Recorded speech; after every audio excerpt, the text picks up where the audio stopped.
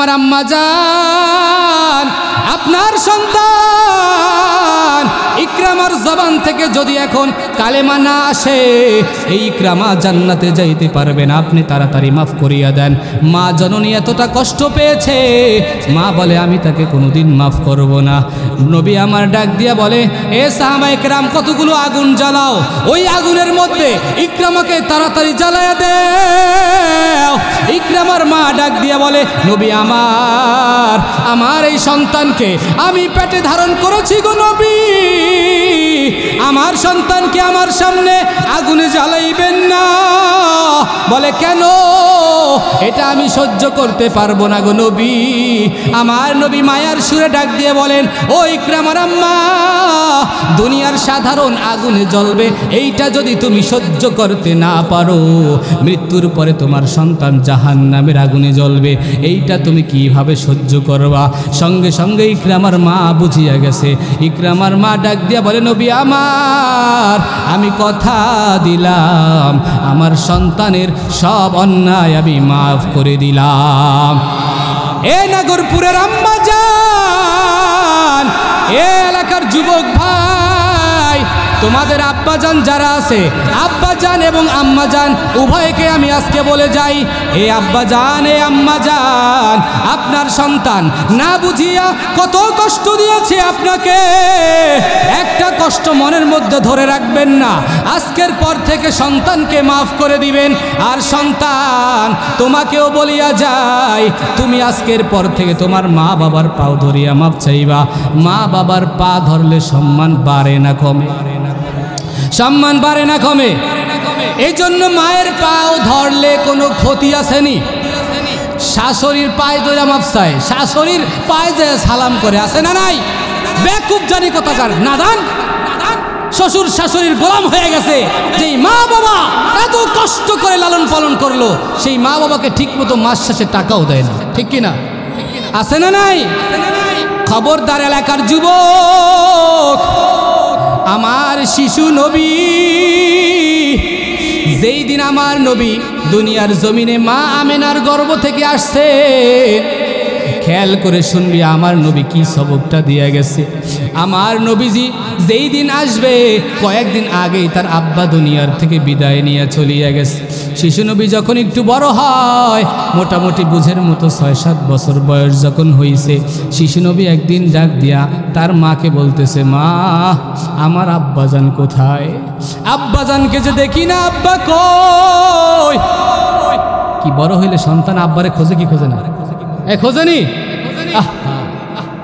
আমার একটা সন্তান মাত্র 3.5 মাস, এখন যে কেমন করে, আমি আজকে আসার সময় দেই থুই আইতে মনছে না।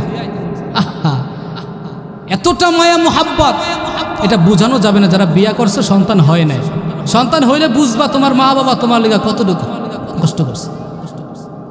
নবী আমার একদিন রাস্তার পারে বসে বসে মায়ার সুরে কান্না করতেছে, আর মা আমেনা দৌড়ায় আসছে। শিশু নবীকে ডাক দেয়া বলে, তুমি কেন কান্না করতেছো বাবা? বলে, মা, খেলাধুলার মাঠ থেকে সমস্ত বাচ্চাদেরকে তার আব্বা আইসা আগায়া নিয়ে গেছে, কিন্তু আমার আব্বা কই? আমার আব্বারে তো আমি দেখি না। এই কথা বলার সঙ্গে সঙ্গে আর সামনে কোনো কথা মা আমেনা বাড়ায় নাই। মা আমেনা শিশু নবীকে নিয়ে তার দাদার কাছে, আব্দুল মুত্তালিবের কাছে চলিয়া গেছে। গিয়ে বলে, ও মুহাম্মাদের দাদা, তোমার নাতি তার বাবারে দেখতে চায়, কি বলবা তাড়াতাড়ি বলো। দাদা আব্দুল মুত্তালিব একটা ঘোড়া আইনা রেডি করে দিছে, আর উম্মে আইমান খাদেমাকে আইনা বলে, এই খাদেমা ঘোড়া নিয়া ঘোড়ার পিঠে আমার নাতিকে উঠায়া তার বাবার কবরটা যায় দেখেন, ওই জায়গায় তার বাবা ঘুমায়া রইছে। মা আমেনা, উম্মে আইমান আর আমার নবী ওই ঘোড়ার পিঠে উঠে আস্তে আস্তে রওনা হয়ে গেছে। কবরের কাছে যাইয়া যখন কাছাকাছি গেছে, আম্মা জান বলে, ওই যে দেখো, ওই মাটির নিচে তোমার আব্বা ঘুমায়।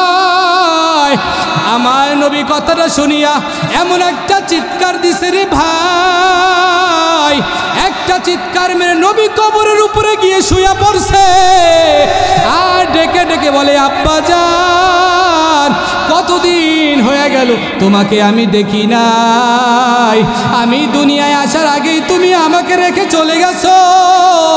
ও আব্বাজান, এমন কি অন্যায় করেছি আমি?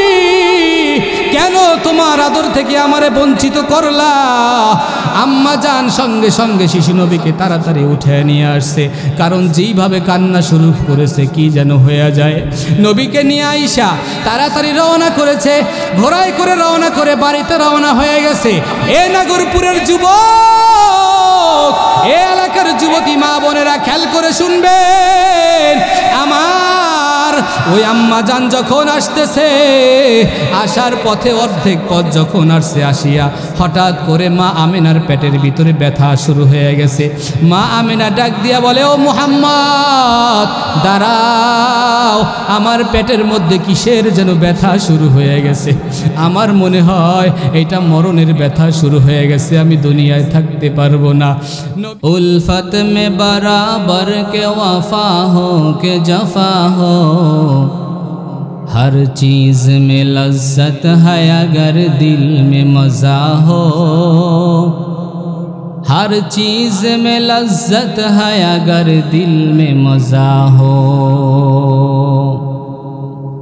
गर सुन्नत नबवी की करे पैरवी उम्मत, गर सुन्नत नबवी की करे पैरवी उम्मत, तूफा से निकल जाएगा फिर इसका सफीना, तूफा से निकल जाएगा फिर इसका सफीना। आशिक हो बिरादर शहंशाह दो आलम, आशिक हो बिरादर शहंशाह दो आलम, मिश्कों से ज़ियादा मुबारक जिसका कसीदा, मिश्कों से ज़ियादा मुबारक जिसका कसीदा। अल्हम्दुलिल्लाह। बाड़ीग्राम उत्तर पूर्व पाड़ा कब्रस्थानेर उन्नयन कल्पे 20 नवेम्बर 2024 नागरपुर टांगाइल जिला कर्तृक आयोजित बांग्लादेशेर ऐतिह्यबाही एक जिला टांगाइल जिला। अत्र एलाकार समस्त प्रिय भाईदेर पक्ष थेके आयोजित आजकेर एई महती महफिले उपस्थित मोहताराम सम्मानित सभापति, प्रधान अतिथि, विशेष अतिथिबृंद, दूर दूरान्त थेके आगत आल्लाह पाकेर आशिकिन, जाकिरिन, शाकिरिन, मुहिब्बिन, मुरुब्बिन आवाम, आमार उस्ताद तुल्य हजरत उलामा इकराम, एलाकार विभिन्न मस्जिदेर इमाम और खतीब साहेबगण, कलिजार टुकरा आमार युवक भाईरा, स्नेहेर छोटो भाई, पर्दार आड़ाले अवस्थानरता श्रद्धेया सम्मानिता मा ओ बोनेरा, सृष्टिर महान स्रष्टा दयामय रब्बुल आलामीनेर दरबारे असंख्य अगणित शुकुर ओ सजूद, जे महान रब्बे कायनात बड़ दया करे, माया करे, मोहब्बत करे, भालोबेशे आपनाके आमाके आल्लाह पाक सुस्थतार नेयामतेर साथे, ईमानेर साथे आल्लाह पाक आपनाके आमाके एई जान्नाती बागाने आसार बसार सुयोग दान ना करले आपनि आमी आसते पारताम? कथा सबाई कय ना, आसते पारताम? सुयोग करे दिएछेन के? जे रब्बे करीम आसार बसार सुयोग एवं तौफिक दान करेছেন।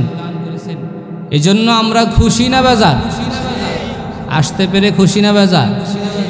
যদি আমরা খুশি হয়ে থাকি, মহান মালিককে খুশি করার জন্য সবাই দিল থেকে শুকরিয়া আদায় করি জোরে সোরে আলহামদুলিল্লাহ।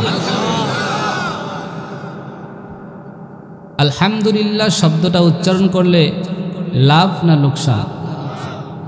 কি পরিমাণ লাভ এটা বোঝা যাবে মৃত্যুর পরে, আগে না। একটা নেকির যে কি প্রয়োজন এবং একটা নেকি যে কতটা দামি বুঝতেছে এলাকার যত মানুষ আজকে মাটির নিচে ঘুমায় আছে। আমি আপনি বুঝবো না একটা নেকি যে কি পরিমাণ দামি।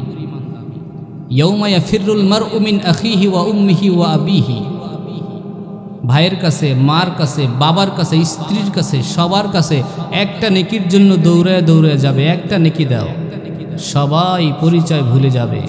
মা বলবে সন্তান আমি পেটে রাখি নাই, বাবা বলবে জীবনে আমি বিবাহ করি নাই, স্ত্রী বলবে আমার কোনো স্বামী ছিল না, ভাই বলবে আমি তোমাকে চিনি না, তুমি কিসের ভাই। সবাই একটা নেকির জন্য আপনাকে তাড়াইয়া দিবে, অস্বীকার করবে। ওই সময় বুঝে যাবে প্রত্যেকটা মানুষ যে এই একটা আলহামদুলিল্লাহর কতটা দাম। হাদিসের মধ্যে আসছে একটা সুবহানাল্লাহ জমিন থেকে আসমান পর্যন্ত যতটুকু ফাঁকা জায়গা, এই ফাঁকা জায়গা পরিমাণ আল্লাহ নেক দিয়া ভরপুর করিয়া দেয়। এই জন্য আরেকবার আমার মাওলাকে আমরা খুশি করার জন্য চিল্লে বলি আলহামদুলিল্লাহ। আমি আপনাদের খেদমতে আল্লাহ পাক রব্বুল আলামিনের পবিত্র কালামুল্লাহ শরীফের 114 সূরার ভিতরে 15 নম্বর পারা প্রথম নম্বর পৃষ্ঠা যে সূরাটার নাম সূরা বানী ইসরাঈল। এই সূরা বানী ইসরাঈলের 23 নম্বর আয়াতে কারিমা তেলাওয়াত করেছি। রাসূল করিম সাল্লাল্লাহু আলাইহি ওয়াসাল্লামের অসংখ্য অগণিত অমীয় বাণী থেকে একটা হাদিসের টুকরা পেশ করেছি। কোরআন ও হাদিসের আলোকে ধৈর্যের সাথে আমলের নিয়তে ইখলাসের সাথে কিছু কথা আল্লাহ পাক আমাকে বলার তৌফিক দান করেন, আপনাদেরকে আমলের নিয়তে শোনার তৌফিক দান করেন, বলেন আমিন। পবিত্র কালামুল্লাহ শরীফের মাঝে আল্লাহ পাক আমাদেরকে কয়েকটা সবক দিয়েছেন। আমাদেরকে 1 নম্বর সবক দিলেন আকাদা রাব্বুকা আল্লা তা'বুদু ইল্লা ইয়্যা। আল্লাহ পাক বলতেছেন দুনিয়ার জমিনে তুমি কয়দিন থাকবে এটা তুমি নির্ধারণ করতে পারো না, আমি নির্ধারণ করে দিয়েছি। একটা টাইম আছে, এই টাইমটুকের ভিতরে তুমি একমাত্র একনিষ্ঠভাবে ইবাদত করবা আমার। সুবহানাল্লাহ। একমাত্র ইবাদত করতে হবে কার? মাঝে কাউকে শরীক করার সিস্টেম, কারণ আল্লাহ পাক নিজে বলছেন উলহু আল্লাহু আহাদ, আমি এক, আমার সাথে কোনো কি নেই, শরীক নেই, অতএব ইবাদত একমাত্র আমার জন্য করবা। এর পরের দ্বিতীয় স্টেপের সবকটা আল্লাহ তাআলা দিতেছেন ওয়াবিল ওয়ালিদাইনি ইহসানা। তোমাদের যাদের পিতামাতা দুনিয়ায় বেঁচে আছে তাদের সাথে ইহসান করবা। ইহসান শব্দের শাব্দিক অর্থ দয়া, পারিভাষিক অর্থ হলো পিতামাতার সাথে খুব ভালো আচরণ মৃত্যুর আগ পর্যন্ত করতে হবে। এর পরবর্তীতে আল্লাহ পাক জানাইতেছেন সাবধান, তোমার পিতামাতার দুইজন কোনো একজন যদি বৃদ্ধ অবস্থায় তোমার কাছে পৌঁছে অর্থাৎ বুড়া হয়ে যায়, তখন তুমি তার সাথে এমন কোনো আচরণ করিও না যেই আচরণের কারণে তোমার আব্বা তোমার মা এখন তো আর শক্তি নাই যে তোমাকে একটা থাপ্পড় দিবে। এখন তোমার ব্যবহার দেখা, তোমার বউর ব্যবহার দেখা এখন বাবা মা নিজেই কইতাছে আহারে উফ কি সন্তান জন্ম দিলাম। এই যে উফ শব্দটা বলছে, ফালা তাকুল লাহুমা উফ, তোমার আব্বা আম্মা যেন তোমার ব্যবহারে উফ শব্দটা কখনো না বলে, যদি বলে তোমার আমল শেষ। পরবর্তী সবক আল্লাহ তাআলা দিতেছেন তোমার আব্বা আম্মার সাথে তুমি আখফিজ লাহুমা জানাহা যুল্লি মিনার রাহমা, তোমার রহমতের যেই ডানা আছে, তোমার চাদর আছে, তোমার দেহটাকে রহমতের চাদর বানায়া বাবা মার সামনে বিছায়া দিবা, এমনভাবে তোমাকে আচরণ করতে হবে। আর সর্বশেষ মালিকের কাছে দোয়া করবা ওয়াকুর রাব্বিরহামহুমা কামা রাব্বায়ানি সগীরা। মালিকের কাছে ডাক দিয়া বলবা ও দয়ার আল্লাহ, দুনিয়ার জমিনে আমার মা বাবা আমাকে ছোটবেলা থেকে যেইভাবে লালন পালন করেছেন, আমি যখন ছোট ছিলাম, আমি যখন একেবারেই ছোট বাচ্চা ছিলাম, আমি নিজে কিছু খাইতে পারি নাই, বাবা মা যদি মুখে না উঠায় দিত আমার খাওয়ার কোনো সুযোগ ছিল না। রাতের অন্ধকারে আমার মা আমাকে নিয়ে যখন ঘুমায়, আমার এতটুকু শক্তি নাই, আমার আম্মার হাতটা যদি আমার গায়ের উপরে পড়তো, আম্মাকে আমি বলবো আম্মা জান হাতটা তাড়াতাড়ি উঠাও, আমি নিঃশ্বাস ছাড়তে পারতেছি না। এই কথাটুকু বলার শক্তি আমার ছিল না, আসিল নি? পৃথিবীর কারো ছিল? আল্লাহ তুমি ওই সময় যেভাবে আমাকে আমার মা বাবার দ্বারা লালন পালন করছো, আজকে আমি তোমার কাছে ওই ফরিয়াদটা জানাই। আমার আব্বা মা ছোটবেলায় আমাকে যেই কষ্ট করে মানুষ করেছে, যেইভাবে লালন পালন করছে, আজকে আমার আব্বা মা বুড়া হয়ে গেছে, তোমার কাছে দোয়া করি আমার আব্বা আম্মাকে তুমি রহমতের চাদর দিয়া উঠায়া নিও। সুবহানাল্লাহ। এ টাঙ্গাইলের নাগরপুরের মুসলমান, এই এলাকার যুবক, মাইকের আওয়াজ কতটুকু দূরে যায় আমি জানি না রে যুবক ভাই। আমার বাড়ি সুদূর বরিশাল, বহু দূর থেকে তোমার এলাকায় কেন আসলাম? তুমি একটা মায়ের সন্তান, আমিও একটা মায়ের সন্তান। আমি যখন মাহফিলে রওনা হই, আমার মা আমাকে দোয়া দিয়া দিস, এ সন্তান কত দূরের পথ যাইতে আস, না জানি গাড়ির মধ্যে অ্যাক্সিডেন্ট হয়ে যায়। সন্তানের যে কতটা মোহাব্বত, এটা মা বাবা ছাড়া আর কেউ জানে না। জানেনি? এখানে যারা মা বাবা আছেন, যাদের সন্তান আছে, একটা ছোট্ট প্রশ্ন করি, আপনার সামনে যদি আপনার সন্তানকে এলাকার কোনো ব্যক্তি ধইরা একটা থাপ্পড় দেয় আপনার সামনে, আপনি এটা সহ্য করবেন? হ্যাঁ, আছেন কেউ?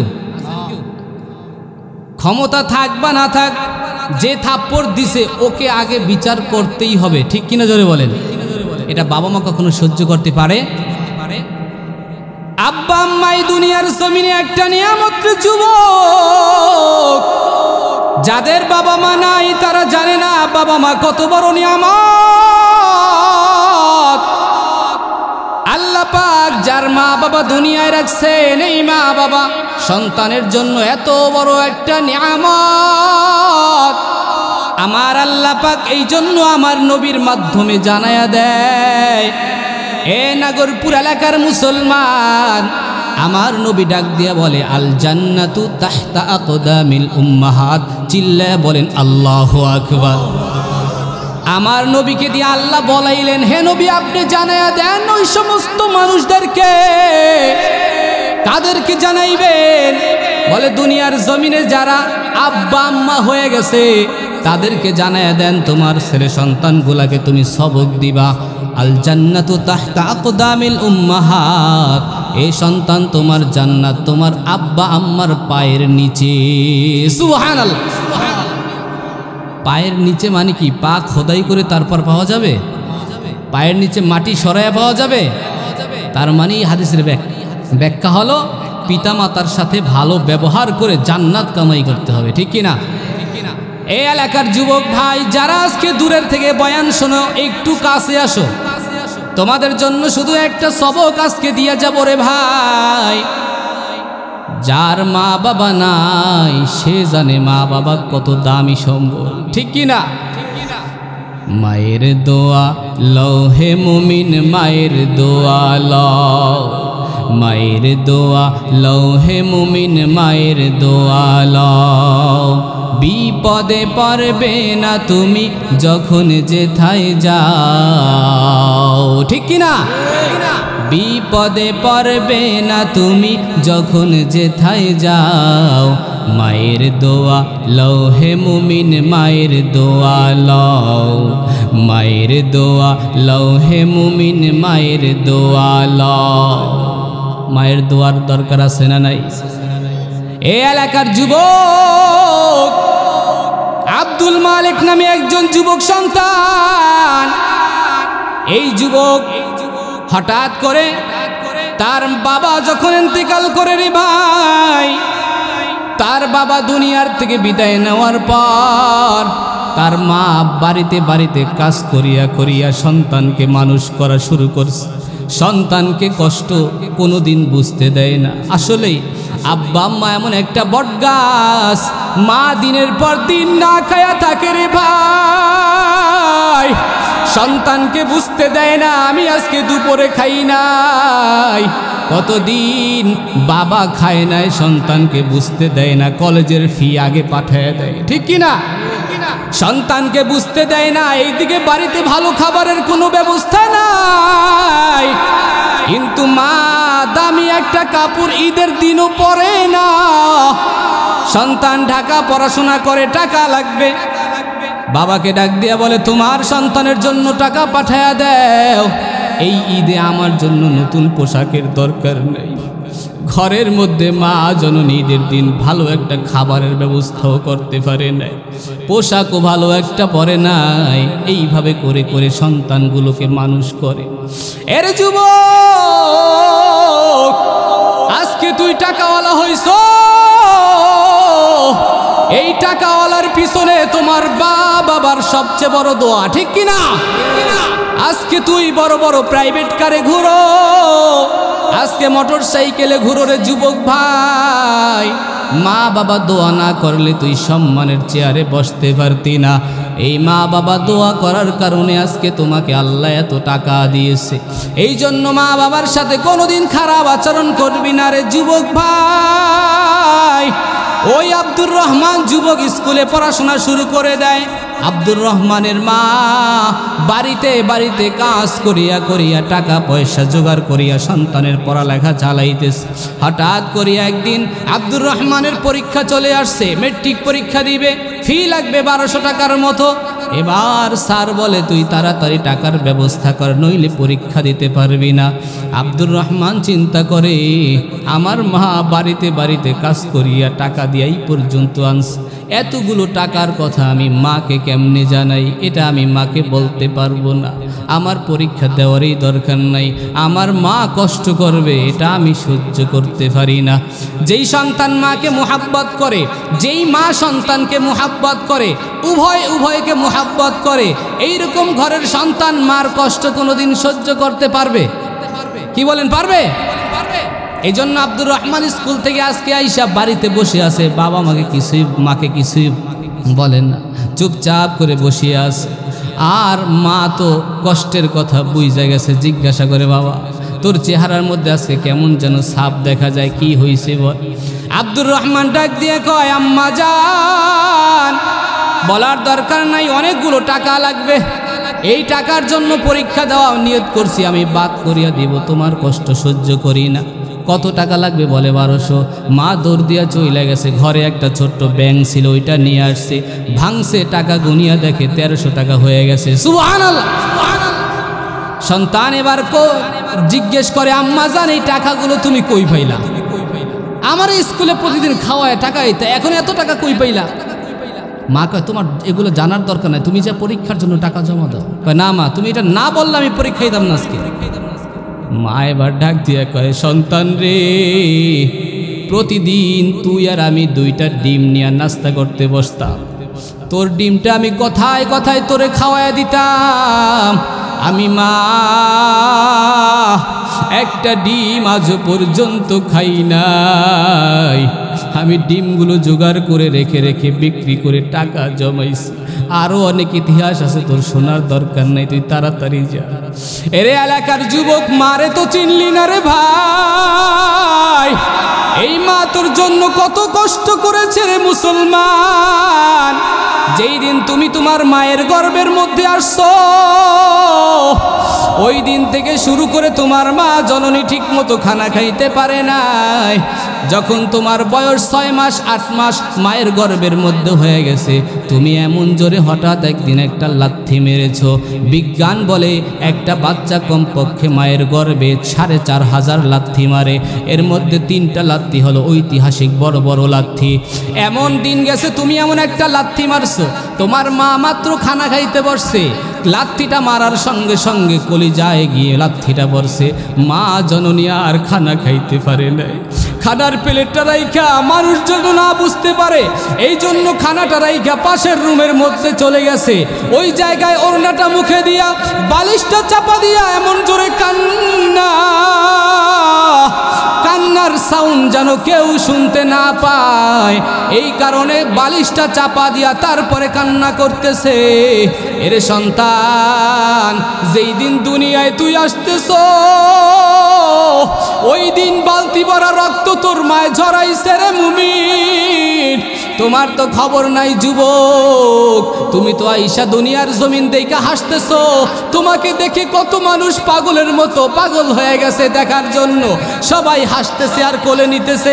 ওই দিকে মা জননী রক্ত যাইতেছে রে ভাই। আর মা জননী অজ্ঞান হয়ে পড়ে আছে, কাউকে কিছু বলতে পারে না। বলে আমার সন্তানটা কই, আমারে তাড়াতাড়ি একটু দেখায়া দাও। সন্তানের চেহারা দেখা মা সঙ্গে সঙ্গে সব কষ্টগুলা নিমিষেই ভুলিয়া যায়, ঠিক কিনা? এর যুবক, তুমি তো জানো না তোমার মা এই জীবনে কত কষ্ট করেছে। তোমার বাবা কতদিন আইসা তোমার মারে মারছে শুধু তোমার কারণে। তুমি কতদিন কথা শোনো নাই, তোমারে না পাইয়া তোমার বাবা তোমার মারে মারছে কিনা? কতদিন মায়ের খাইছে, তোমারে মায়ের খাইতে দেয় নাই। এ আব্দুর রহমান এবার স্কুলের সব কমপ্লিট হয়ে গেছে, সুন্দর পরীক্ষায় পাশ করছে, রেজাল্ট সুন্দর হয়ে গেছে, বড় হয়ে গেছে। এবার স্কুলের স্যার একদিন প্রস্তাব দিয়া ফেলাইছে, বাবা তোমার মেধাটা বড় সুন্দর, আমি তোমাকে 2টা প্রস্তাব দিতে চাই, তুমি গ্রহণ করবানি? বলেন স্যার। 1 নম্বর প্রস্তাব হলো, তোমাকে আমি পাশে একটা স্কুল আছে, ওটা আমি নিজে বানাইছি, ওই স্কুলের তোমাকে আমি হেডমাস্টার বানাবো। সুবহানাল্লাহ।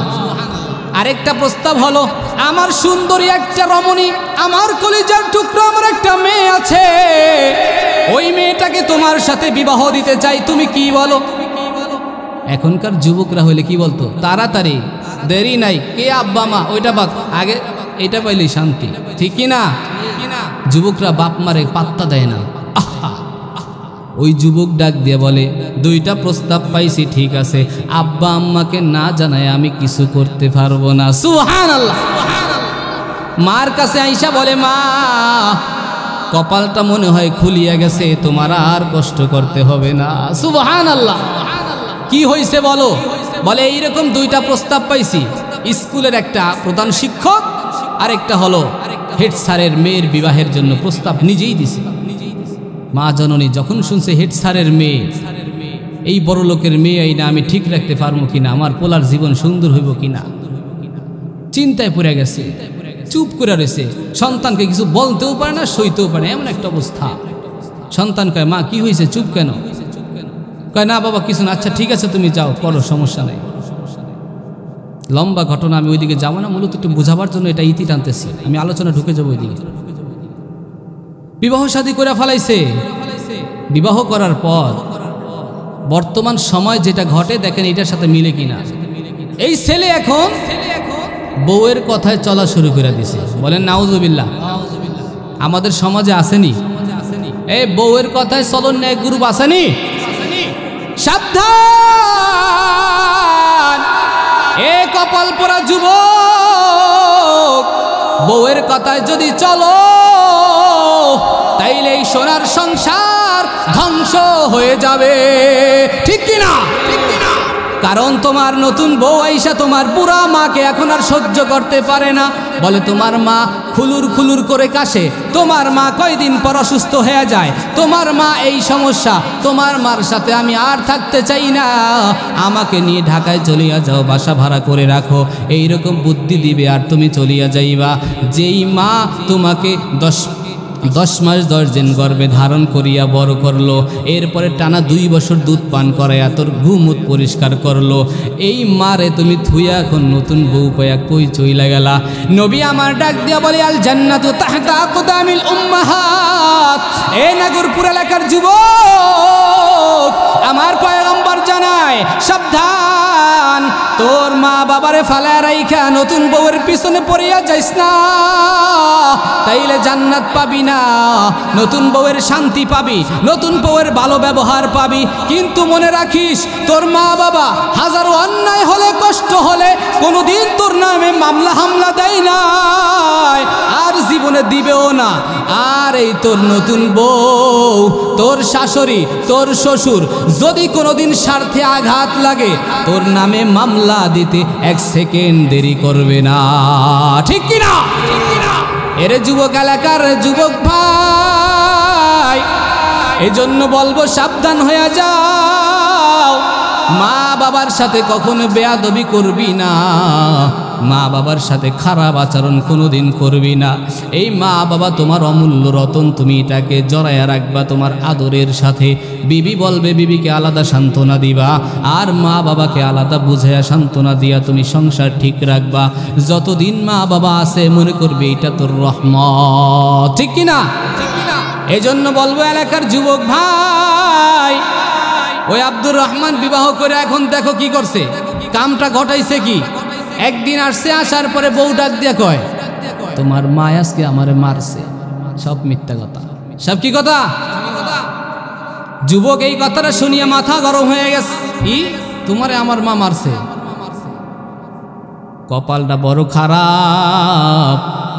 ওই সময় হাতে একটা লাঠি লইয়া আস্তে আস্তে দৌড়ায়া দৌড়ায়া ঘরের কিনারায় গেছে। মা যেই রুমে থাকে, যায় দেখে দরজা আটকায়, মা জননী ঘুমায়।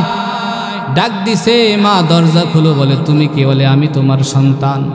কেন আসছো? বলে তোমার সাথে আমার কাজ আছে। দরজা খোলার সঙ্গে সঙ্গেই মাকে লাথি মারা শুরু করে দিছে। বলে নাউজুবিল্লাহ। মারে যখন একটা লাথি মারছে, মা তাকে রইছে সন্তানের মুখের দিকে। আরে আমি কারে এত কষ্ট করিয়া নিজে না খাইয়া পারলাম, আমার সন্তান আমাকে লাথি মারছে। হাতের লাঠি দিয়া এবার পিটান দেওয়া শুরু করিয়া দিছে। মা জননী ডাক দিয়া বলে, বাবা তুই আমার কেন মারতেছ? এইটা আগে কয় কোনো কথা নাই, তুই এই বাড়িতে থাকতে পারবি না। পিটায় ঘর থেকে বের করে দিছে। পিটায় ঘর থেকে বের করার পর মুসলমান জোশের সাথে হুঁশ রাখতে হবে, জোশ হারানো যাবে না। সবাই থাকবেন না ভাগবেন? কতক্ষণ থাকবেন? হ্যাঁ, প্রধান বক্তা আছে এখনো, সমস্যা নাই, আলোচনা উনি করবে মূলটা, আমি একটু সাপ্লাই দিয়ে যাই আর কি, মাঝখান দিয়ে। থাকবেন তো ইনশাআল্লাহ? দেখে কে থাকবেন? হাত ধরে আল্লাহু আকবার। সবাই জোরে একবার বলেন সুবহানাল্লাহ, আলহামদুলিল্লাহ, লা ইলাহা ইল্লাল্লাহ, আল্লাহু আকবার। বুঝলাম না, নাগরপুর এলাকার মুসলমানের সাউন্ড কি এতটুকুই? দেখি আরেকবার সাউন্ড টেস্ট করা হবে। আল্লাহু আকবার, মাশাআল্লাহ। আরে তাকবীর তো মুসলমানের এমন হবে যে তাকবীরের চোটে নাস্তিক আর বেঈমানের ঘুম হারাম হয়ে যাবে, ঠিক কিনা বলো? আমার আল্লাহকে নিয়ে, নবীকে নিয়ে কোনো বেঈমান যদি কথা বলে, সেই জায়গায় দলের কোনো উক্তি আসেনি। আওয়ামী লীগ, বিএনপি, জাতীয় পার্টি, জামাত ইসলাম, যেই দল করুক না কেন, নাস্তিকের সাথে আমাদের কোনো আপোষ নাই, ঠিক কিনা বলো? কোথাও যদি কোনোদিন এই বাংলার জমিনে কোনো নাস্তিক মাথা চারা দিয়ে উঠে, আর ওই নাস্তিকটা যদি আমার আল্লাহকে নিয়ে কথা বলে, ওই নাস্তিকটা যদি আমার নবীর বিরুদ্ধে কোনো কটূক্তি করে, তখন বাংলার জমিনের আওয়ামী লীগ নাই, বিএনপি নাই, জামাত ইসলাম নাই, জাতীয় পার্টি নাই, সকল মুসলমান ঐক্যবদ্ধ হয়ে ওই নাস্তিকটাকে ধরে তার জিহ্বাটাকে টেনে ছিঁড়ে কেটে টুকরো টুকরো করে কুকুরের নাস্তা বানানো লাগবে, ঠিক কিনা জোরে বলো? এটা কি কোনো দলীয় বক্তব্য? নাস্তিকদের ঠাঁই বাংলার জমিনে হবে না, ঠিক কিনা জোরে বলো? নাস্তিকতা নিপাত যাক, দিন ইসলাম জিন্দাবাদ। নাস্তিকতা নিপাত যাক, দিন ইসলাম জিন্দাবাদ। কোটি প্রাণে একই আওয়াজ, খোদাদ্রোহী ছাড় পাবে না, এই বাংলায় ঠাঁই হবে না, মুসলমানরা জেগেছে আজ, ঠিক কিনা বলো? জোর কদমে সামনে চলো, বজ্র কণ্ঠে আওয়াজ তোলো, সবাই মিলে একই তালে দাও না স্লোগান, নারায়ে তাকবীর। এই সাউন্ডে হবে না এটা, নারায়ে তাকবীর, দিন ইসলাম, দিন ইসলাম, জিন্দাবাদ, জিন্দাবাদ। মুসলমানের এই দেশেতে নাস্তিকদের ঠাঁই নাই, নাস্তিকদের পক্ষে যারা, তাদের কোনো রক্ষা নাই। বোঝেন না ঠিক কোন জায়গায় কওয়া লাগবো? তা কন না কা, আরো জোরে কন না কা, আমি সব কমু নাকি? মুসলমানের এই দেশেতে নাস্তিকদের ঠাঁই নাই, নাস্তিকদের পক্ষে যারা, তাদের কোনো রক্ষা নাই। এই দেশেতে থাকতে হলে কোরআন মানতে হবে, কোরআন না মানলে তারা বিতাড়িত হবে। জোর কদমে সামনে চলো, বজ্রকণ্ঠে আওয়াজ তোলো, সবাই মিলে একই তালে দাও না স্লোগান, নারায়ে তাকবীর, নারায়ে তাকবীর। দিন ইসলাম, দিন ইসলাম, ইসলামেরই জন্য দেশের হয়েছে জন্ম, ইসলামের বিরুদ্ধে গেলে দেশ হবে ভিন্ন। ঠিক কি বলো? এটা 99% মুসলমানের জমিন। এই জমিনে কোরআন হাদিসের বিরুদ্ধে কেউ কথা বলবে, তাসলিমা নাসরিনের মতো পর্দা পরে বাংলার জমিন ছাড়তে তার বাধ্য হওয়া লাগবে। ঠিক কিনা জোরে বলো? এটা মুসলমানের জমিন। দেখো না ইহুদি নাসারা খ্রিস্টান বেঈমানদের মতন, ওই নমরুদের মতন, ফেরাউনের মতন বহু ছৈরাচার এই পর্যন্ত মাথা চাড়া দিয়ে যাচ্ছে, কেউ থাকতে পারে নাই। মুসলমান যখন ঐক্যবদ্ধ হয়ে হুঙ্কার দিয়েছে, এই বাংলার জমিন ছাড়তে বাধ্য হয়েছে। ঠিক কিনা? ইসলামেরই জন্য দেশের হয়েছে জন্ম, ইসলামের বিরুদ্ধে গেলে দেশ হবে ভিন্ন। ইসলামের বিরুদ্ধে যারা নিয়েছে অবস্থান, এই বাংলায় ঠাই হবে না, যাও হিন্দুস্তান। জোর কদমে সামনে চলো, বজ্রকণ্ঠে আওয়াজ তোলো, সবাই মিলে একই তালে দাও না স্লোগান, নারায়ে তাকবীর। বরিশাল থেকে আইসি এই সাউন্ড শুনতে, মাগুরায় প্রোগ্রাম করছি, মাগুরার সাউন্ড শুনে এই অবাক। সাউন্ড ওরকম দেওয়া লাগবে। এই নাগরপুর এলাকার মুসলমান, সাউন্ড হবে কি হবে না? চলবে কি চলবে না? না তাহলে বন্ধ করে দিতেই ভালো। হ্যাঁ, বন্ধ হয়ে যাক। এই পাশের লোকজন কি বলে? চলবে না বন্ধ হবে? এরকম মাহফিল প্রতি বছর হোক, এটা আপনারা চান না? গানের আওয়াজ করলে তো ভালো হয়। মমতাজের গান আমাকে থেকে ভালো না? কি বলেন? হ্যাঁ, আল্লাহ কবুল করেন, বলেন আমিন। আরেকবার নারায়ে তাকবীর, নারায়ে তাকবীর। আল্লাহ আমাদের সবাইকে কবুল করেন, বলেন আমিন। এলাকার যুবকদেরকে আল্লাহ কবুল করেন, বলেন আমিন। মাশাআল্লাহ। কোন জায়গায় রাখছিলাম দেখি, কার মনে আছে? আলোচনা কোথায় রাখছিলাম?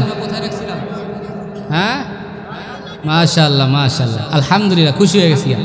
যুবক লাঠি নিয়ে আসতে আসতে এবার মার কাছে আইসা যখন পিটান মারছে মাকে, মা জননী হাত দুইটা বাড়ায় দিয়া বলে, বাবা তোর হাতেও ধরি, পায়ে ধরি, তুই আমারে মারিস না। এই বুড়া বয়সে আমি আর মায়ের খাওয়ার মতন শক্তি নাই। যুবকের মায়া মোহাব্বত দিল থেকে উঠিয়া গেছে, মাকে পিটায় লাথি দিয়া ঘর থেকে বের করে দিছে। রে ভাই, মা জননী ঘর থেকে বের হইয়া দেখেন, এরপরেও মা বদদোয়া দেয় না, আল্লাহর কাছে দুইটা হাত উঠে বলে, আল্লাহ আমার সন্তানটাকে তুমি দ্বীনের বুঝ দান করো। বলে না আমি। সন্তানের জন্য দোয়া দিতেছে মা। সন্তান পিঠে মাইরা এবার চলিয়া গেছে। আবার কয়েকদিন পর বাড়িতে যখন আসছে, আসার পরে এবার বোর সাথে যখন কথাবার্তা বলতেছে, বিবি এবার দেখে যা কিছু বলছে সব সত্য, তার স্বামী যাই না গেছে। স্বামী এবার জানছে যখন, বিবিকে শুধু একটা কথাই জিজ্ঞেস করছে, বল সত্যি করে বল, আমার মাকে যে আমি ওই দিন মারছিলাম, এর পিছনে দোষটা কার? দেওয়ালে পিঠ ঠেকলে তারপর মহিলারা দেখবেন সবই কয়ে দেয়, ঠিক কি না? এবার জানায় দেয়, আসলেই আমি একটা মিথ্যা কথা বলছিলাম। বিবিরে এবার লাথি মাইরা সন্তান কান্না করতে করতে মালিকের কাছে তওবা করিয়া মার ওই রুমের দিকে এবার দৌড়ে যাইতেস। মা রুমের সামনে যায় বলে, ও আম্মা জান, তাড়াতাড়ি দরজা খুলো, তাহাজ্জুদের টাইমে সন্তান আইসা আজকে মাকে ডাকতেছে।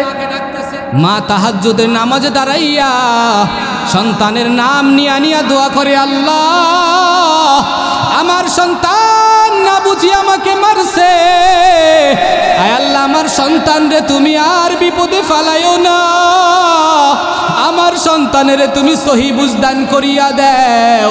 আমার সন্তান যেন কোনো কষ্টে না পড়ে, আমার সন্তান যেন কোনো মুসিবতে না পড়ে, আমার সন্তান যেন আর কোনোদিন আমার প্রতি খারাপ ধারণা না করে।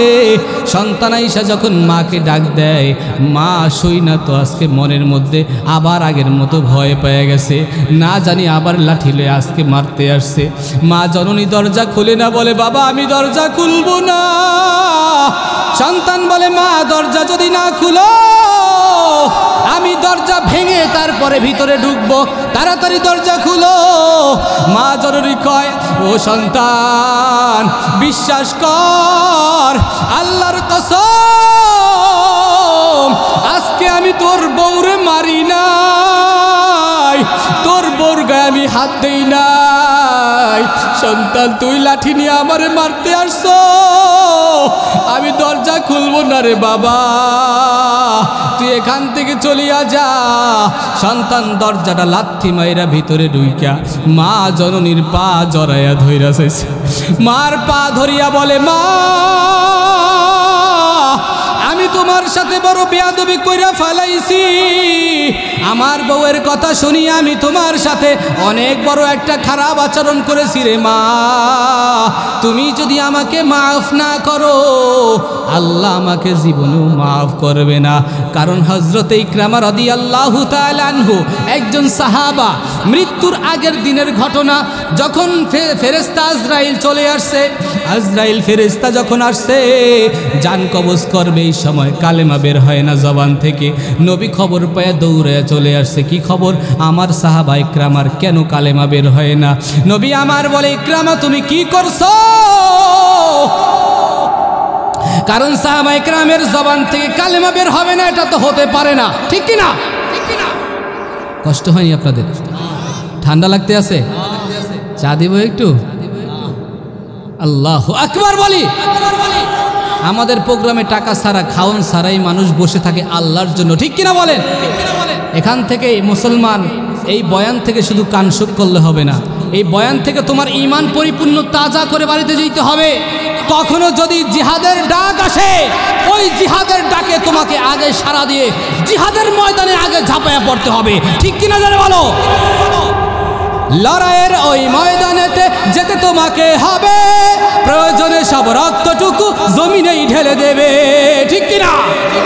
তবুও তোমায় লড়তেই হবে, মানিবে না পরাজয়। বিপ্লব মানে জীবন দেয়া বসে থাকা নয়, সে কোনো দিন আসবে না রে করো যদি ভয়, ঠিক কিনা বলো? কোথা থেকে কোন ভিনদেশি শকুন আমার দেশে এসে সেবার নামে বসলো জুড়ে মির্জাফরের ভেসে, ঠিক কিনা? ওদের করতে নাস্তানাবুদ হতে হবে নির্ভয়। বিপ্লব মানে জীবন দেয়া বসে থাকা নয়, সে কোনো দিন আসবে না রে করো যদি ভয়, ঠিক কিনা জানো বলো? আমরা জিহাদের জন্য তৈরি আছি তো ইনশাআল্লাহ। যদি কখনো জিহাদের ডাক ওলামা একরাম বাংলার জমিনে দিন হেফাজতের জন্য, কোরআন হেফাজতের জন্য, ইসলাম হেফাজতের জন্য যদি দলমত নির্বিশেষে সবাইকে ঐক্যের ডাক দেয়, সবাই জিহাদের ময়দানে যাইতে তৈরি আছি তো ইনশাআল্লাহ। যারা যারা তৈরি আছি দুটো হাত আল্লাহকে দেখা দেন, নারে তাকবীর। আল্লাহ আপনি জিহাদের জন্য আমাদের সবাইকে কবুল করেন, বলেন আমিন। জিহাদের তামান্না যদি না থাকে সে প্রকৃত মুমিন। ওয়াল্লাযীনা জাহাদু ফীনা লানাহদিয়ান্নাহুম সুবুলানা। আল্লাহ জিহাদের কথা বলছে কি বলে নাই?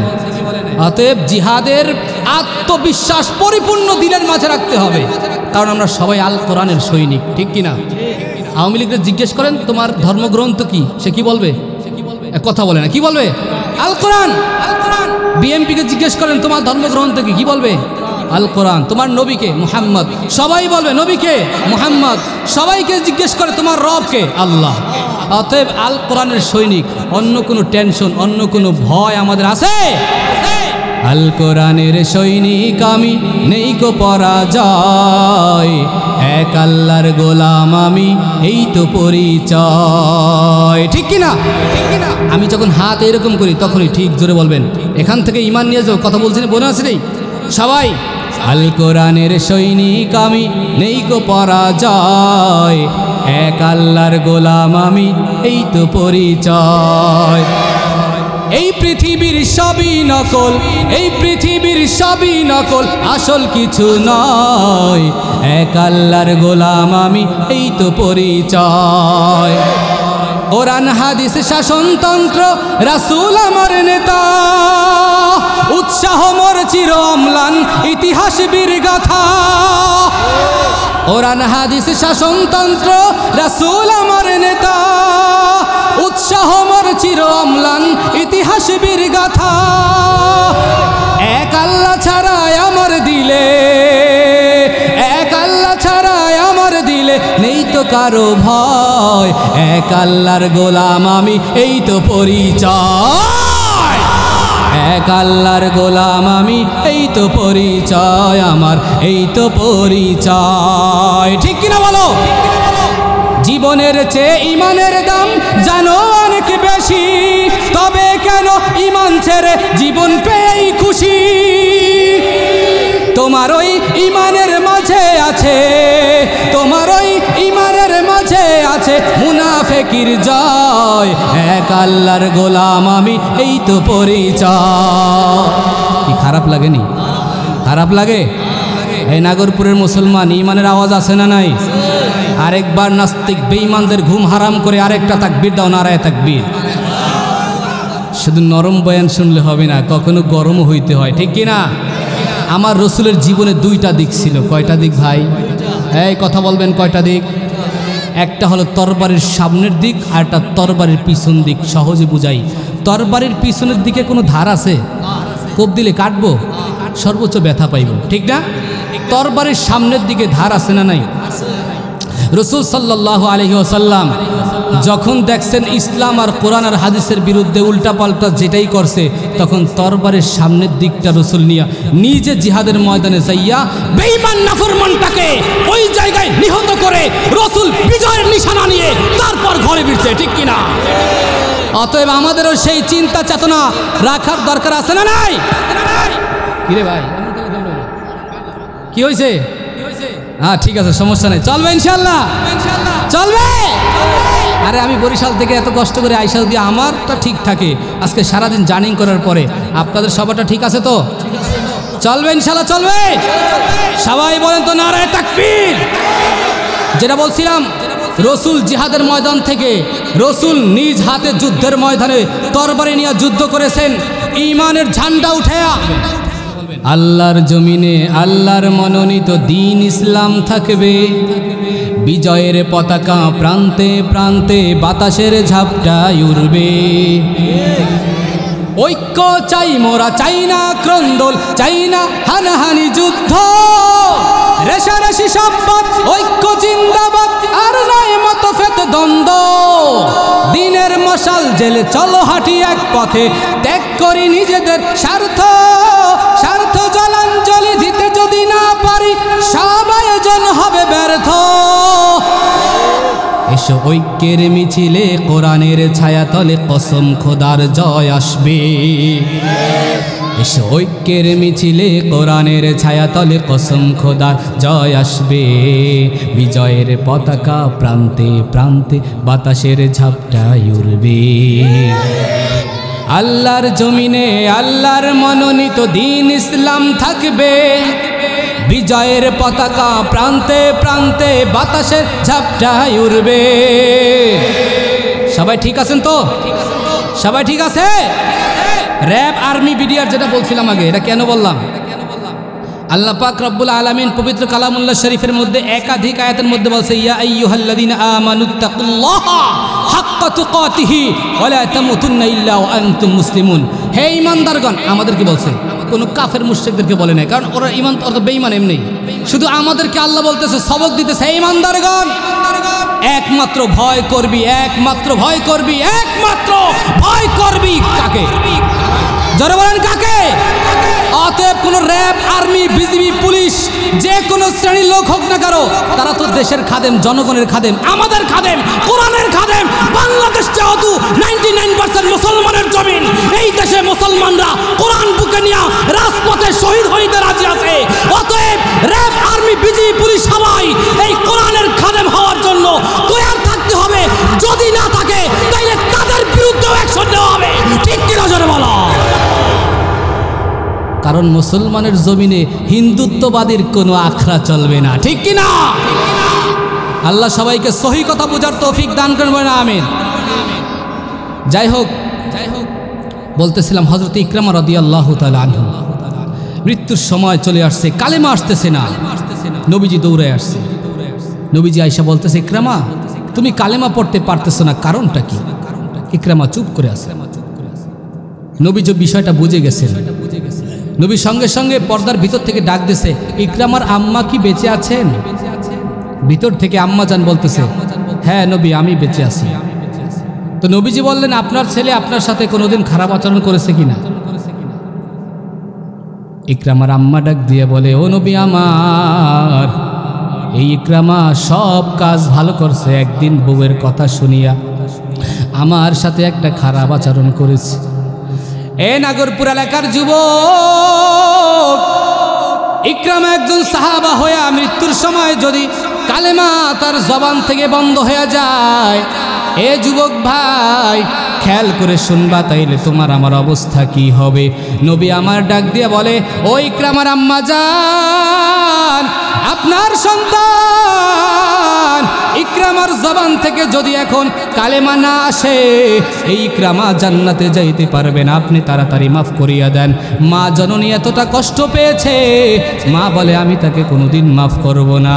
নবী আমার ডাক দিয়া বলে, এ সাহাবা ইকরাম, কতগুলো আগুন জ্বালাও, ওই আগুনের মধ্যে ইকরামাকে তাড়াতাড়ি জ্বালায়া দেও।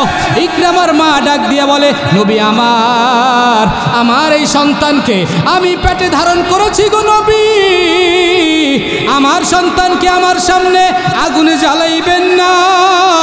বলে, কেন? এটা আমি সহ্য করতে পারবো না গো নবী। আমার নবী মায়ার সুরে ডাক দিয়ে বলেন, ও ইকরামার আম্মা, দুনিয়ার সাধারণ আগুনে জ্বলবে, এইটা যদি তুমি সহ্য করতে না পারো, মৃত্যুর পরে তোমার সন্তান জাহান্নামের আগুনে জ্বলবে, এইটা তুমি কিভাবে সহ্য করবা? সঙ্গে সঙ্গে ইকরামার মা বুঝিয়া গেছে। ইকরামার মা ডাক দিয়া বলে, নবী আমার, আমি কথা দিলাম আমার সন্তানের সব অন্যায় আমি মাফ করে দিলাম।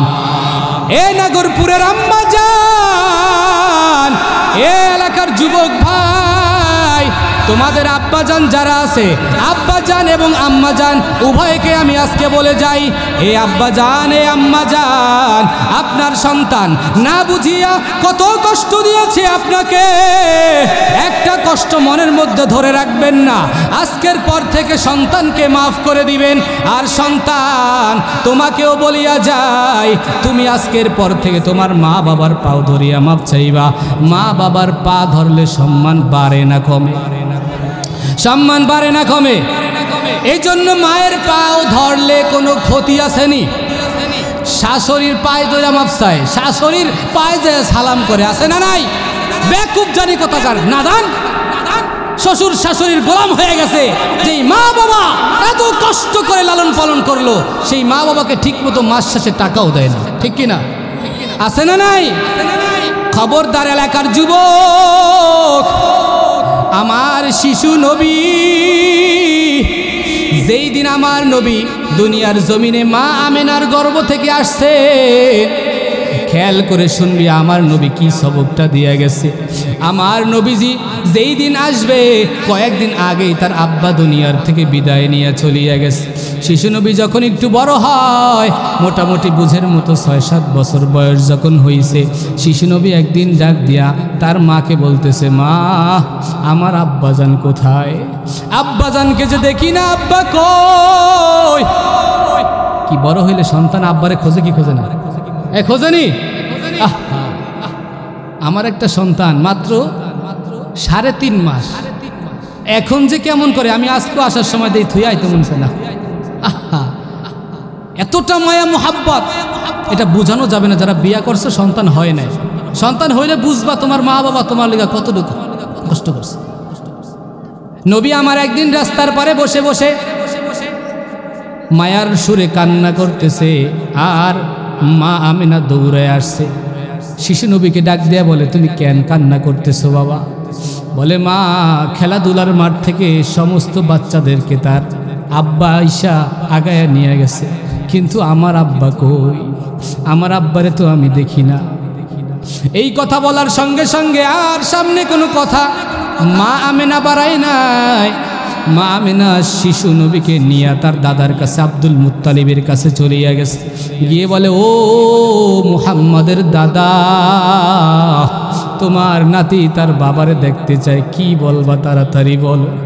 দাদা আব্দুল মুত্তালিব একটা ঘোড়া আইনা রেডি করে দিছে, আর উম্মে আইমান খাদেমাকে আইনা বলে, এই খাদেমা ঘোড়া নিয়া ঘোড়ার পিঠে আমার নাতিকে উঠায়া তার বাবার কবরটা যায় দেখেন, ওই জায়গায় তার বাবা ঘুমায়া রইছে।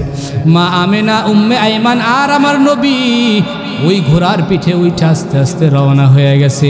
কবরের কাছে যাইয়া যখন কাছাকাছি গেছে, আম্মা জান বলে, ওই যে দেখো ওই মাটির নিচে তোমার আব্বা ঘুমায়। আমার নবী কথাটা শুনিয়া এমন একটা চিৎকার দিছে রে ভাই, একটা চিৎকার মেরে নবী কবরের উপরে গিয়ে শুয়ে পড়ছে, আর ডেকে ডেকে বলে, আব্বা জান কতদিন হয়ে গেল তোমাকে আমি দেখি নাই, আমি দুনিয়ায় আসার আগেই তুমি আমাকে রেখে চলে গেছো। ও আব্বা জান, এমন কি অন্যায় করেছি আমি, কেন তোমার আদর থেকে আমারে বঞ্চিত করলা? আম্মা জান সঙ্গে সঙ্গে শিশু নবীকে তাড়াতাড়ি উঠে নিয়ে আসছে, কারণ যেইভাবে কান্না শুরু করেছে কি যেন হয়ে যায়। নবীকে নিয়ে আইসা তাড়াতাড়ি রওনা করেছে, ঘোড়ায় করে রওনা করে বাড়িতে রওনা হয়ে গেছে। এ নাগরপুরের যুবক, এ এলাকার যুবতী মা বোনেরা খেয়াল করে শুনবেন, আমার ওই আম্মা জান যখন আসতেছে, আসার পথে অর্ধেক পথ যখন আসছে, আসিয়া হঠাৎ করে মা আমেনার পেটের ভিতরে ব্যথা শুরু হয়ে গেছে। মা আমেনা ডাক দিয়া বলে, ও মুহাম্মদ দাঁড়াও, আমার পেটের মধ্যে কিসের যেন ব্যথা শুরু হয়ে গেছে, আমার মনে হয় এটা মরণের ব্যথা শুরু হয়ে গেছে, আমি দুনিয়ায় থাকতে পারবো না। নবী আমার মাত্র 6 থেকে 7 বছর বাবাকে দেখতে পারে নাই, মার আদর কেবল মাত্র শুরু হয়েছে, এর মধ্যেই মায়ের মরণের আওয়াজ। নবী আমার ডাক দিয়ে বলে, ও আমার আম্মা জান, বুঝতে পারি নাই আপনিও কি দুনিয়ার থেকে চলিয়া যাইবেন। মা আমেনা ডাক দিয়া বলে, মুহাম্মদ রে, আমারে আল্লাহ আর মনে হয় থাকতে দিব না, পেটের ভিতরে মরণ ব্যথা শুরু হয়ে গেছে। কিছুক্ষণ পর মা আমেনা দুনিয়ার থেকে বিদায় নিয়ে চলে গেছে। আমার নবী এবার কান্না করে আর বলে, মালিক, ও দয়ার আল্লাহ, তুমি আমারে কেমন কইরা পাঠাইলা, জন্মের আগে আমার বাবাকে নিয়ে গেলা, জন্মের 6 থেকে 7 বছর পরে আমার মা জননীকেও নিয়ে গেলা, মায়ের আদর পাই নাই, বাবার আদরও পাই নাই, দুনিয়ার জমিনে আমার ভাগ্যটা তুমি কেমন করে বানাইছো, আমার জানার বড় বিষয়। আমার আল্লাহ জিবরাইলের মাধ্যমে নবীকে সান্ত্বনা দিয়া বলে, নবী আমার, আপনি টেনশন করিয়েন না, আমি আপনাকে এই দুনিয়ার জমিনে শুধু নবী বানাইব না, আপনাকে সমস্ত নবীদের নবী বানাই দিব। আল্লাহু আকবার। বাবা আদম থেকে শুরু করে আপনি পর্যন্ত যত নবীরা আসছে, সমস্ত নবীদের নবী হইবেন আপনি মুহাম্মদ সাল্লাল্লাহু আলাইহি ওয়াসাল্লাম। চিল্লায়ে বলেন আল্লাহু আকবার। মাঝখানে একটা কথা বলে দেই, নাস্তিক বেঈমানরা আমাদের ইতিহাস নিয়ে ঘাইটা ওরা কিন্তু চায় ইসলামকে ইতিহাস থেকে মুছে দিতে, কিন্তু আমাদের একটা জিনিস লক্ষ্য রাখতে হবে, ইসলামের ইতিহাস যদি আপনি ভুলে যান তাইলে ইসলাম আপনার সামনে ধ্বংস করতে সহজ, আর যদি ইসলামী ইতিহাস আপনি মনে রাখেন তাইলে আপনার সংখ্যায় কম হইলেও ইমানি শক্তিটা, ইতিহাস মনে থাকলে ইমানি শক্তি থাকবে ডাবল। কিভাবে একটু বুঝাই। বদরের যুদ্ধের কথা মনে আসেনি? এই ওয়াজ শুনছেন না সবাই? বদরের যুদ্ধের সময় মুসলমানের সংখ্যা ছিল কয়জন? 313। 300। অপরদিকে বেঈমান কাফের ছিল হাজারেরও বেশি, সশস্ত্র বাহিনী, ঘোড়া তরবারি, কোনো কিছুর অভাব নাই, আর মুসলমান মাত্র 70টার মতন, অল্প একেবারে, আর সংখ্যায় 313। ওই যুদ্ধের ময়দানে মুসলমানের বিজয় হয়েছে কি হয় নাই? এই এখান থেকে ইতিহাস, আমি ইতিহাসটা এই জন্য বলতেছি, ইতিহাস মনে রাখতে হবে। সারা পৃথিবীর মধ্যে আজকে ইহুদি নাসারা খ্রিস্টানদের সংখ্যা মুসলমানের তুলনায় ডাবলেরও বেশি। প্রায় 600 থেকে 700 কোটি মানুষ আছে গোটা পৃথিবীর মধ্যে। এর মধ্যে মুসলমান মাত্র 2 থেকে 2.5 কোটি, বাকি ওই নাস্তিকের বাচ্চারা। তাইলে সংখ্যায় ওরা বেশি না? কিন্তু সংখ্যায় বেশি হইলে হবে কি, ওদের ওই ইতিহাস জানা আছে। বদরের যুদ্ধের মধ্যে মুসলমানের সংখ্যা মাত্র 313, 1000-এর বেশি ছিলাম। ওরা বলতেছে আমরা, মানে ওরা খ্রিস্টানরা, আমরা বেশি ছিলাম, কিন্তু মুসলমানের লগে পারি নাই, তাকে ঈমানের পাওয়ারের কারণে। আল্লাহু আকবার। ওই ইতিহাস আমাদের মাথায় রাখার দরকার আছে না নাই? আমরা আজকে গোটা পৃথিবীর বেঈমানা নাস্তিকদের অন্তরের মাঝে এই ভয় পয়দা করে দিতে চাই। আমাদের সারা পৃথিবীর মধ্যে মুসলমানের সংখ্যা যদিও ওই বেঈমানদের তুলনায় কম, বদরের যুদ্ধে মুসলমানের সংখ্যা কম ছিল, বেঈমানের সংখ্যা বেশি ছিল।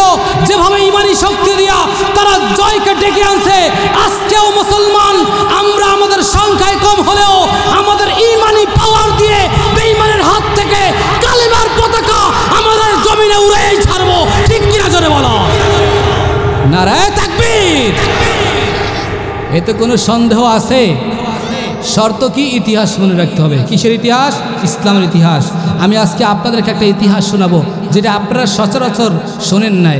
আমাদের আদম আলাইহিসসালাম থেকে আমাদের নবী পর্যন্ত কয়জন নবী, কার পরে কে আসছে, কার বাবাকে, এইভাবে গোটা ইতিহাস মনে রাখার দরকার আছে না নাই? এই কথা বলে আছে না নাই? আজকে 3 পূর্বপুরুষের কথা বললে তোমার ঘুম হারাম হয়ে যায়। তোমার দাদার বাপের তালর নাম কি কওদি? কইতে পারবো কেউ? দাদার বাপের তালর দাদার নাম কি কইতে পারবো কেউ? 3-4টা পূর্বপুরুষের উপরের নামটা কইলাম, পারবো নি? কিন্তু ইসলামের ইতিহাস বাবা আদম আলাইহিসসালাম থেকে শুরু করে আমাদের পয়গম্বর পর্যন্ত ইতিহাস মনে রাখার দরকার আছে না নাই? আপনাদের দোয়ার বরকতে আল্লাহ তাআলা আমাকে বাবা আদম আলাইহিসসালাম থেকে একবারে আমাদের নবী পর্যন্ত ইতিহাসটা মুখস্থ করার মতন তৌফিক এই গুনাহগারকে আল্লাহ দান করেছে। বলেন আলহামদুলিল্লাহ। ইতিহাসটা শুনবেন, সবাই শুনবেন। এখন লাস্টে এটা মনে করে দিন, লাস্টে শোনাবো, সময় লাগবে 1.5 মিনিট। কয় মিনিট? একবারে শুরু থেকে শেষ পর্যন্ত যদি আল্লাহ বলার তৌফিক দান করে, সর্বশেষ তাকবীর দিয়া সবাইকে দাঁড়া যাইতে হবে। যখন নবীর নামটা বলবো তার মানে শেষ। নবীর নাম বলে কি? নবী সবার শেষে আসছে। নবীর নাম যখন বলবো মুহাম্মদুর রাসূলুল্লাহ, তখন আল্লাহু আকবার বলে কি করবেন?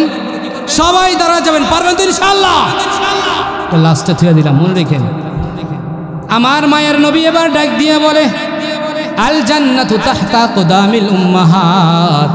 দুনিয়ার জমিনে মা বাবার পায়ের নিচে সন্তানের বেহেশত। মনে আছে নি কথাটা? এ মুসলমান যুবক, মা বাবার খেদমত যদি সুন্দর মতন কেউ করতে পারে, তাহলে দুনিয়ায় থেকে সে দেখবে তার জান্নাতটা কোন জায়গায় কার সাথে।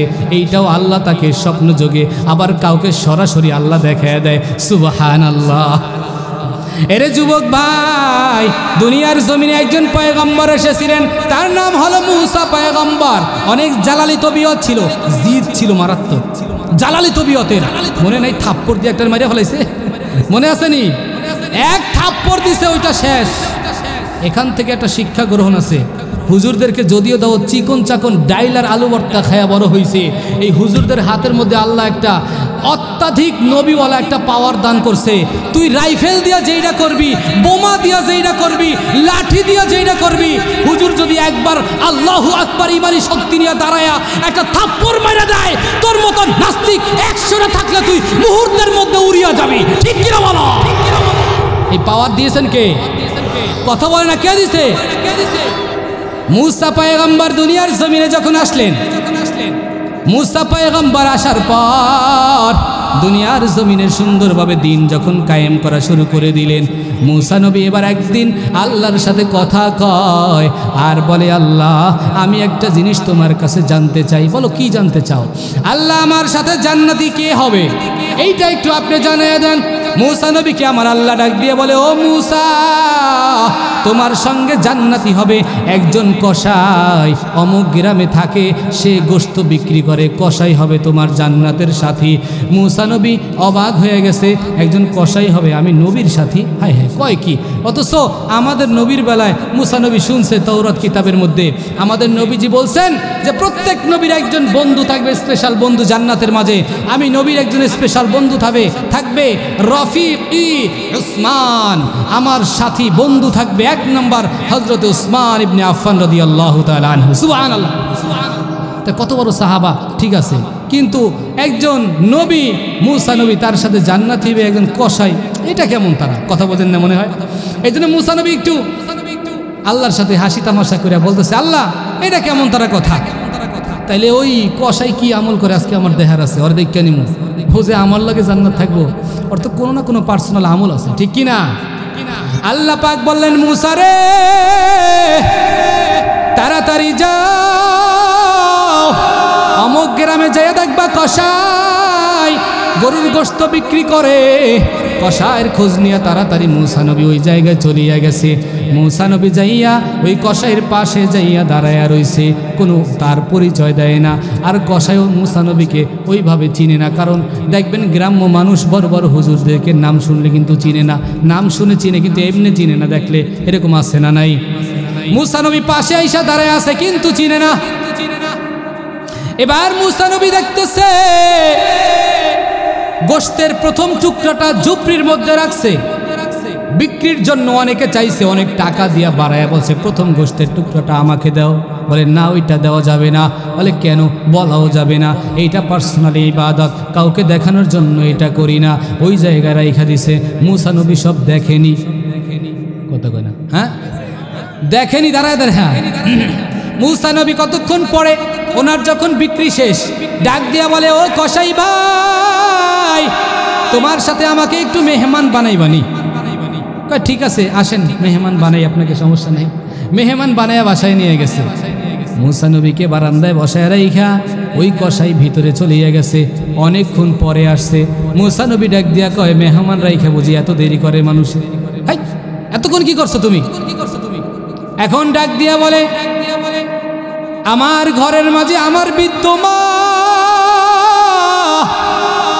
এই মা জননীকে আমার আল্লাহ পাক এমন বুড়া বানাইছে, কবুতরের বাচ্চার মতো হয়ে গেছে। আমার মায়ের গায়ে কোনো গোশত নাই, শুধু হাড্ডিগুলো আছে। আমার মা এখন আর লড়াচড়া করতে পারে না, আমার মা জননী নিজে খাইতে পারে না, আমার মা এখন আর গোসল করতে পারে না।